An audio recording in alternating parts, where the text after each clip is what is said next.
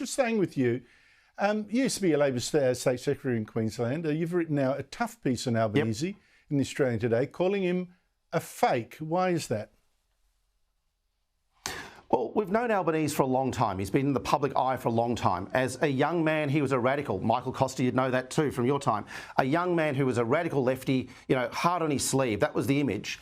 But as Prime Minister, he's insipid and timid.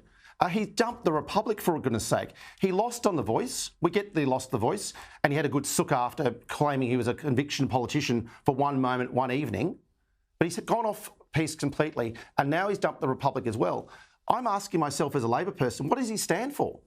The 20-year-old Albo would not know the 60-year-old Albo at all.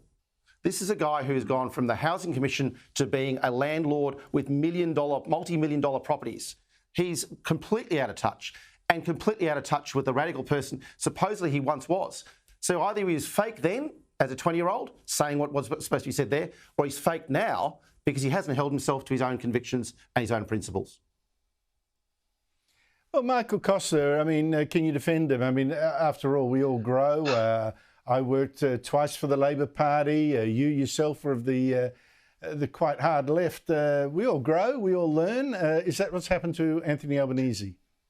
Well, look, I have to say that I prefer any Albanese other than the one in his 20s that I had to deal with at New South Wales conferences, because he was certainly on the extreme edge and quite effective, unfortunately, in those views. So a moderate Albanese is better than a more, let's put it, traditional Albanese. However, having said that, the real issue here is not just Albanese, it's the whole government. Their policies are all over the place.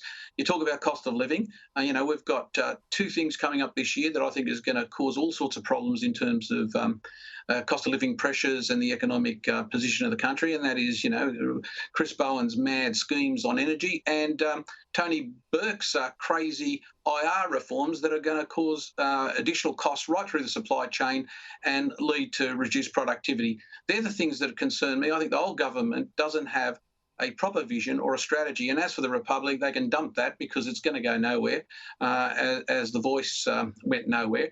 They need to focus on these economic issues, the real ones, and stop making decisions that make it worse. Do nothing rather than make decisions that make things worse. And that's what they're doing at the moment.